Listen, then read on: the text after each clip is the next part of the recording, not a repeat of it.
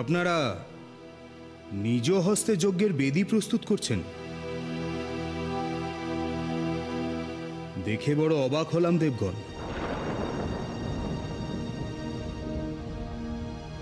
এত সময় নষ্ট না করে মায়ার দ্বারা তো মুহূর্তেই এই যজ্ঞবেদী প্রস্তুত করা সম্ভব হতো। না দেবরাজ,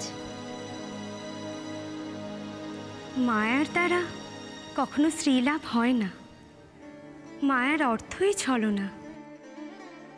হৃদয় হতে নিঃসারিত ভক্তি, শ্রদ্ধা, ভালোবাসার কোনো প্রকাশ থাকে না সেখানে। আমরা শ্রীলক্ষ্মীকে ভালোবাসা এবং শ্রদ্ধার সঙ্গে আবাহন করতে চাই। দেবরাজ ইন্দ্র,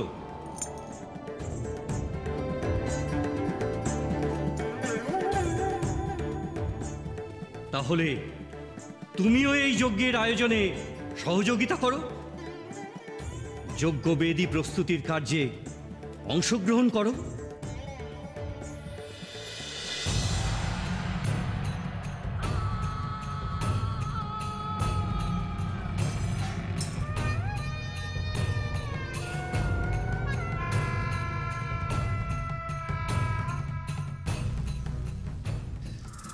দেবী, এ কি?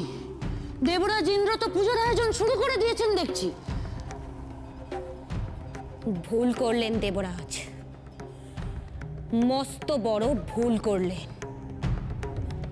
দেবী অলক্ষ্মীর সাথে বিশ্বাসঘাতকতা অনেক বড় মূল্য এবার আপনাকে দিতে হবে দেবরাজ। দ্বিচারিতা সব সময় বিপদ ডেকে আনে।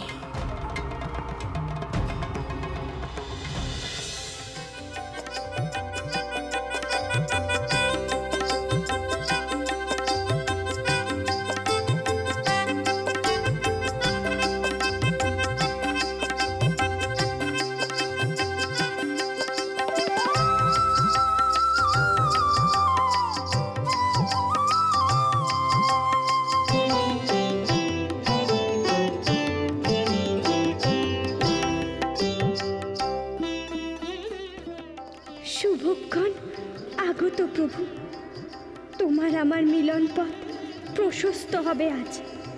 সব বাধা বিঘ্ন কাটিয়ে একীভূত হব আমরা।